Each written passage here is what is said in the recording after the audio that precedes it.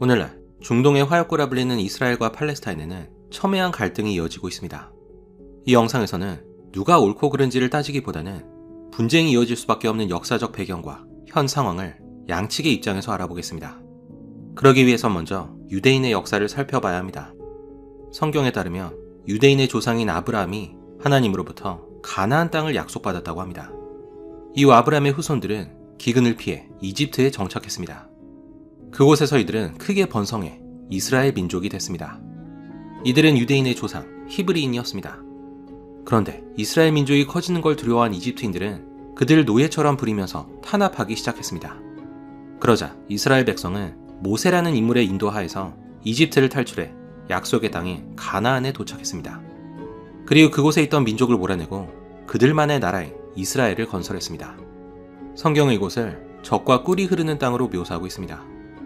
기원전 1000년경 이스라엘 왕국은 다윗 왕과 솔로몬 왕 때 최전성기를 맞이했습니다. 이스라엘은 영토를 확장했고 많은 부를 축적했습니다. 예루살렘의 성전을 건축한 것도 이때였습니다. 그런데 솔로몬이 죽자 이스라엘은 쇠퇴하기 시작했습니다. 이스라엘은 북이스라엘과 남유다로 분열됐고 주변 민족의 잦은 침략을 받았습니다. 결국 기원전 586년에는 바빌로니아 침략을 받아 유다 왕국이 멸망했습니다. 졸지에 나라를 잃은 유대인들은 많은 고초를 겪었지만 50년 뒤 다시 고국으로 돌아와 나라를 재건했습니다. 유대인은 이후 약 600년간 강대국의 침략과 위기 속에서도 나라를 지켜내면서 그들의 신앙을 이어갔습니다.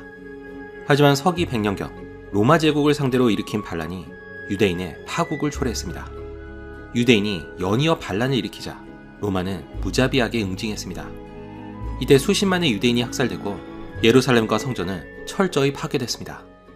그리고 살아남은 유대인은 세계 각지에 뿔뿔이 흩어지는데 이를 디아스포라라 부릅니다.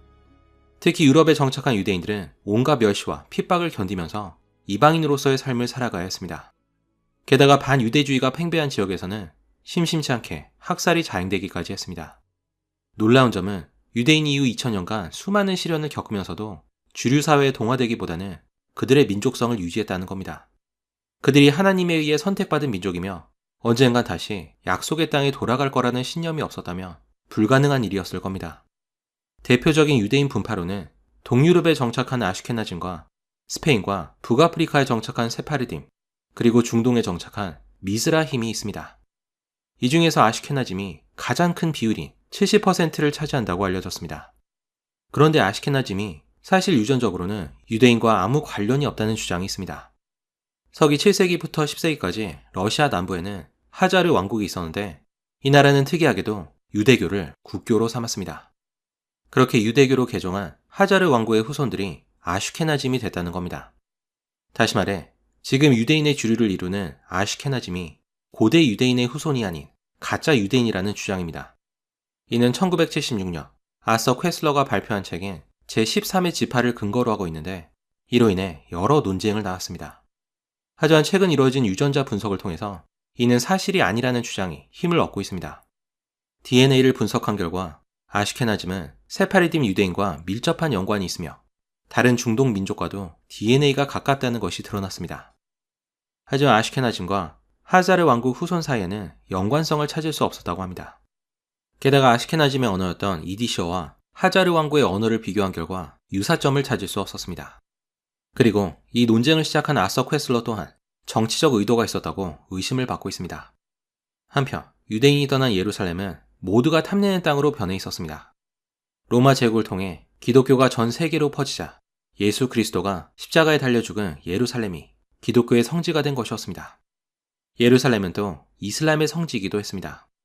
이슬람 교도들은 이슬람을 창시한 무하마드가 하늘로 승천했다고 알려진 곳에 사원을 세웠습니다. 그런데 이곳은 공교롭게도 예루살렘 성전이 있던 터였다고 합니다. 그리고 이곳이 황금돔으로 유명한 바위의 돔 사원입니다. 이렇게 예루살렘은 유대교뿐 아니라 기독교와 이슬람의 성지가 됐습니다. 하지만 평화와 사랑이 넘쳐날 것만 같은 이곳은 아이러니하게도 수많은 전쟁과 분쟁의 단초를 제공했습니다. 그 대표적인 예가 십자군 전쟁이었습니다. 그리고 이스라엘 재건을 꿈꾸고 있던 유대인 입장에서도 예루살렘이 주목받는 건 그리 반가운 소식이 아니었습니다. 유대인들은 조상의 땅이자 약속의 땅인 팔레스타인 지방에 그들만의 국가를 세우려고 했는데 이 운동을 시오니즘이라 부릅니다. 참고로 시오니즘의 시온은 예루살렘에 있는 한 언덕으로 예루살렘과 이스라엘을 상징했습니다. 19세기 말 시오니즘 운동에 박차를 가한 인물은 오스트리아 출신 유대인이었던 테오도르 헤르츠리였습니다. 신문기자였던 그는 프랑스에서 그 유명한 드레피스 사건을 목격하게 됩니다. 드레피스는 프랑스의 장교였는데 그는 독일에 군사정보를 팔아넘겼다는 혐의를 받고 있었습니다. 재판 과정에서 드레피스가 무죄임이 드러났음에도 재판관들은 그가 유대인이라는 이유만으로 그에게 무기징역을 선고했습니다. 그리고 이 사건으로 반유대주의가 얼마나 팽배한지를 확인한 헤르첼은 시오니즘 운동을 시작했습니다. 헤르첼은 그에 동조하는 유대인들을 불러 모아 1897년 스위스 바젤에서 제1차 시오니스트 대회를 개최했습니다. 이때 헤르첼은 바젤 강령을 채택했는데 이 강령의 요지는 고대 이스라엘이 있었던 팔레스타인 지역에 유대 국가를 건설하자는 것이었습니다. 시오니즘 운동은 효과가 있어서 몇 년 뒤인 1900년 초반까지 약 1만 명의 유대인이 팔레스타인 지역에 정착했다고 합니다. 하지만 이들이 처음부터 나라를 건설한 건 아니었고 팔레스타인의 토지를 구입해 소유한 정도였습니다. 이들은 먼저 팔레스타인에 살고 있던 아랍인과도 비교적 평화롭게 공존했다고 합니다. 초반에 유대인들이 이곳에 정착할 수 있었던 데에는 유대인 자본가들의 지원이 있었습니다. 금융업으로 막대한 자본을 축적한 이들은 정착민에 대한 재정 지원을 아끼지 않았습니다. 유대인의 정착을 도왔던 가장 대표적인 인물은 음모론에도 자주 등장하는 로스차일드 가문입니다. 로스차일드 가문은 이후에도 지속적인 관심을 보이면서 이스라엘 건국을 돕게 됩니다. 얼마 뒤인 1914년 제1차 세계대전이 일어났습니다. 이 전쟁에서 영국은 중동 지역의 광활한 영토를 다스리고 있던 오스만 제국을 상대했습니다. 그 당시 팔레스타인 지역 또한 오스만 제국의 영토였습니다. 그런데 영국은 오스만 제국을 이기기 위해서 무리수를 두게 됩니다. 지키지도 못할 이중 계약을 한 것이었습니다. 영국의 헨리 맥마흔은 메카를 다스리던 아랍 지도자 샤리프 후세인을 만나 협정을 체결했습니다. 영국을 도와 오스만 제국과 싸운다며 그 지역에 아랍인의 독립국을 세우는 걸 돕겠다는 내용이었습니다. 이것이 바로 맥마흔 후세인 협정이었습니다. 영국의 약속을 철석같이 믿었던 아랍인들은 열심히 싸웠고 오스만 제국에 큰 타격을 입히게 됩니다. 하지만 같은 시기 영국은 유대인의 재정 지원을 얻어낼 목적으로 유대인의 대표격인 월터 로스차일드에게 편지를 보냈습니다. 편지에는 팔레스타인의 유대인 국가 건설을 지지하겠다는 약속이 담겨 있었습니다. 이를 벨푸어 선언이라 부릅니다. 문제는 영국이 아랍인들에게도 똑같은 약속을 했다는 것이었습니다. 그리고 이것이 현재까지도 이어지는 이스라엘 팔레스타인 분쟁의 원인이 됐습니다. 여기서 끝이 아니었습니다. 영국은 사실 프랑스와도 오스만 제국을 어떻게 분할할지를 놓고 비밀 협정을 맺고 있었습니다. 2중 계약을 넘어 3중 계약이었습니다. 그리고 1918년 전쟁이 영국의 승리로 끝나자 벨푸어 선언에 힘입은 유대인들이 팔레스타인으로 몰려들기 시작했습니다. 하지만 영국이 아랍인들과 맺은 맥만 후세인 협정은 결국 휴지 조각이 됐습니다. 늘어나는 유대인을 보면서 팔레스타인의 아랍인들은 조금씩 위기감을 느끼기 시작했습니다. 1차 대전이 끝나고 10년간 유대인의 인구는 2배로 증가해 약 15만 명으로 불어났습니다. 하지만 80만 명의 아랍인에 비해서는 아직 소수에 불과했습니다. 그런데 1933년 독일에서 아돌프 히틀러가 집권하자 수많은 유대인들이 나치 정권의 박해를 피해 팔레스타인으로 이주했습니다. 이때 유대인 인구는 비약적으로 증가해 약 45만 명이 됐습니다. 유대인들이 막강한 자본력을 바탕으로 땅을 사들이자 팔레스타인 사람들은 점차 땅을 잃고 밀려나기 시작했습니다. 그리고 이에 불만을 품은 아랍인과 유대인 사이에 충돌이 일어나면서 이들 간의 갈등이 본격화됐습니다. 하지만 이건 단지 시작에 불과했습니다. 그러던 중 유럽에서는 이스라엘 건국을 촉진하는 중대한 사건이 일어났습니다. 그것은 홀로코스트라 불리는 유대인 대학살이었습니다. 1941년에서 1945년까지 유럽에 있던 900만 명의 유대인 중 3분의 2에 해당하는 약 600만 명의 유대인이 나치 독일에 의해 학살됐습니다. 홀로코스트의 참상이 드러나자 유대인에 대한 동정 여론이 확산됐습니다. 그러자 서방의 여러 나라들은 팔레스타인에 유대인 국가가 들어서는 것에 동조했습니다. 하지만 이미 팔레스타인에 살고 있던 아랍인을 무시하고 유대인만의 나라를 만들 수도 없었습니다. 결국 1947년 유엔은 팔레스타인을 아랍 국가와 유대 국가로 분할하는 안을 통과시켰습니다. 이로써 이스라엘 건국의 초석이 마련됐습니다. 문제는 80만 명의 팔레스타인 사람들에게는 전체 토지의 44%가 주어진 반면에 50만 명이 안 되는 유대인들에게는 전체 지역의 56%가 주어진 것이었습니다. 당연히 팔레스타인인들은 UN 결의안에 반대하면서 불만을 표출했습니다. 조상으로부터 대대로 물려받은 땅이니 절대 뺏길 수 없다는 것이었습니다. 이에 대해 유대인은 팔레스타인인의 정체성을 공격했습니다. 애초에 팔레스타인이라는 나라나 민족이 없었으며 이들은 원래 여기저기를 떠돌던 아랍인에 불과하다는 주장이었습니다. 그런데 유대인이 이곳을 살만한 땅으로 만들자 이들이 갑자기 몰려와 정착했다는 겁니다. 그러니 유대인이 합법적으로 구매한 땅을 차지하는 게 당연하다는 말이었습니다. 결국 1948년 5월 14일 유대인 대표 벤 구리온은 아랍 진영의 불만을 묵살하고 이스라엘 건국을 선포했습니다. 로마의에 멸망한 지 2000년 만에 유대인이 그들의 국가를 갖게 된 것이었습니다. 이에 대한 아랍 진영의 반응은 신속했습니다.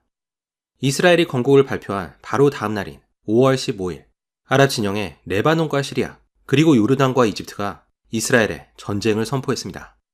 아랍연합군은 영국군이 남기고 간 무기와 전차로 무장해 있었고 특히 요르단은 막강한 군사력을 자랑했습니다. 이에 반해 이스라엘군의 상황은 심각했습니다. 전차는커녕 탄약도 없어서 제대로 전투를 치를 수 있는 상황이 아니었습니다. 이스라엘 입장에서 천만다행이었던 것은 아랍연합군 대부분이 오합지졸인데다가 크게 싸울 의지도 없었다는 것이었습니다. 그 덕분에 이스라엘은 가까스로 적군을 막아낸 다음 급히 무기를 수입해 전세를 역전시킬 수 있었습니다. 그렇게 제1차 중동전쟁은 이스라엘의 승리로 막을 내렸습니다. 하지만 이것은 팔레스타인에는 재난과도 같은 일이었습니다. 전쟁에서 승리한 이스라엘은 원래 할당받은 56%보다 훨씬 더 넓은 78%의 땅을 차지했고 수많은 팔레스타인 사람들은 고향을 떠나 난민으로 전락했습니다. 팔레스타인은 이 과정에서 사람들이 강압적으로 추방됐고 만약 거부할 경우 무자비한 학살이 자행됐다고 주장합니다. 하지만 이에 대해 이스라엘은 팔레스타인들이 도망치거나 스스로 떠난 것이지 강제 추방은 없었다는 상반된 주장을 펼치고 있습니다. 과정이 어쨌든 간에 대다수의 팔레스타인들은 이후에 비참한 상황에 놓였습니다.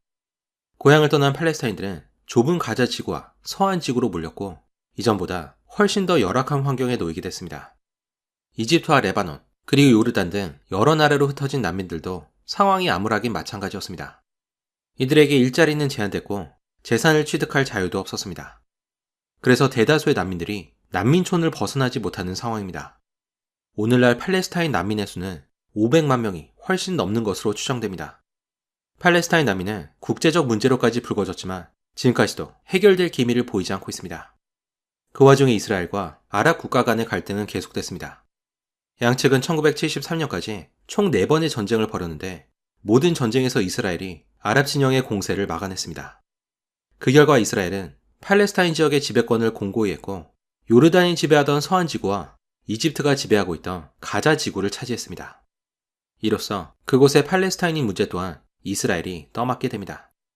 이스라엘이 승리할 수 있었던 데에는 미국의 도움이 컸습니다. 미국은 이스라엘에 대한 지원을 아끼지 않았고 외교 문제에 있어서도 항상 이스라엘의 편을 들어줬습니다.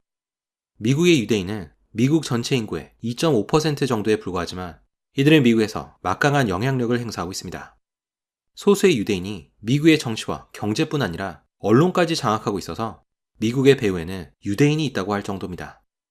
유대인은 또 미국 정치인을 상대로 다양한 로비 활동을 펼치는데 그 중에서 가장 대표적인 로비 단체로 에이펙을 들 수 있습니다.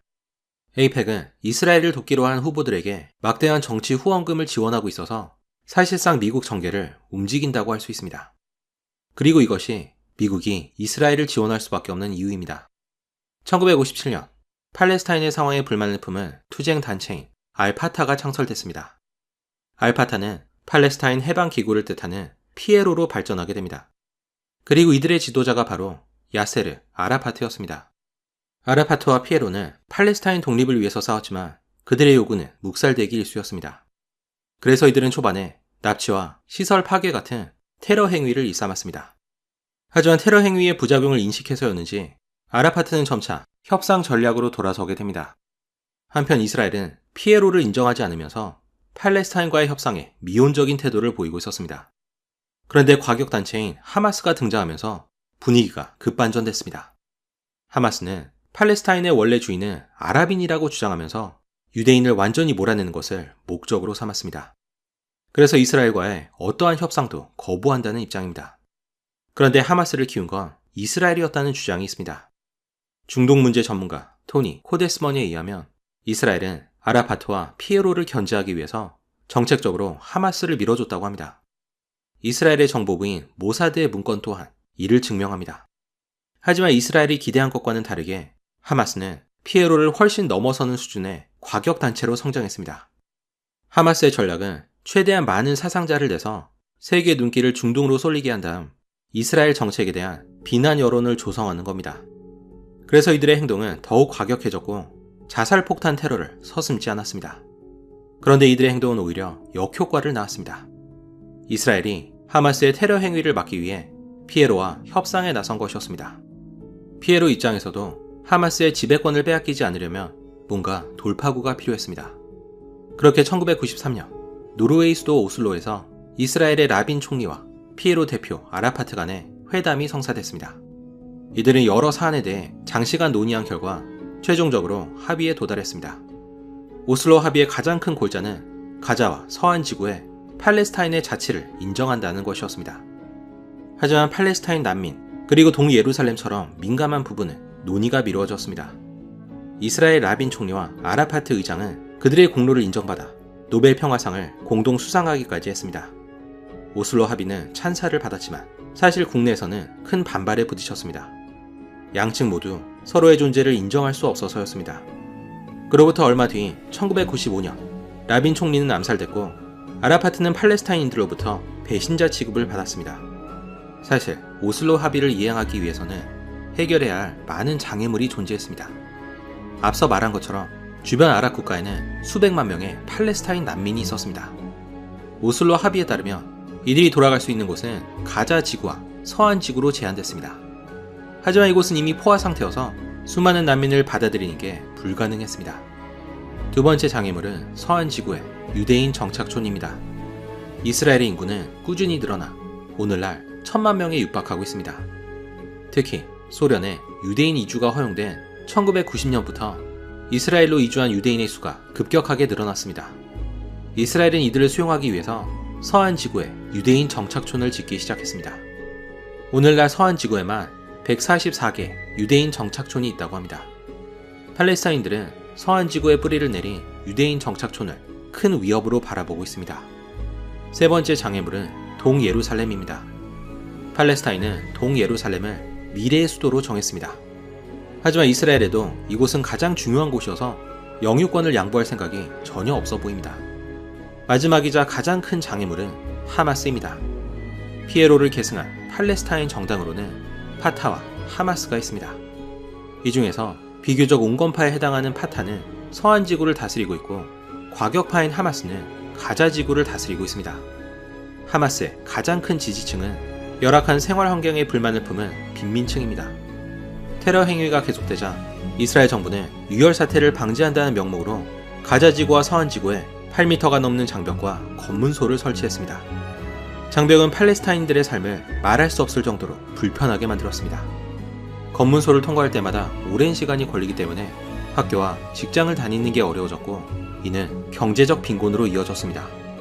물과 전기가 부족한 건 물론이고 생필품을 구하는 것도 여의치 않습니다.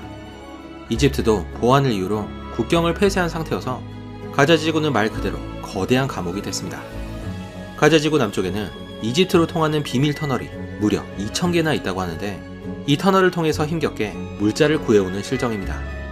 가자지구에서의 불만은 극에 달해서 팔레스타인 어린이 3명 중 1명이 이스라엘과 싸우다 죽는 순교자가 되겠다고 답했다고 합니다.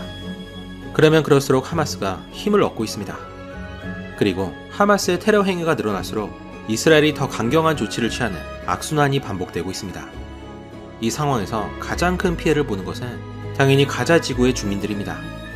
하지만 하마스는 오히려 주민들의 희생을 부추기면서 그들의 행위를 정당화하는 프로파간다로 사용합니다. 그렇게 양측은 지금까지 출구 없는 싸움을 이어가고 있습니다. 감사합니다. 저는 서 에이스였습니다.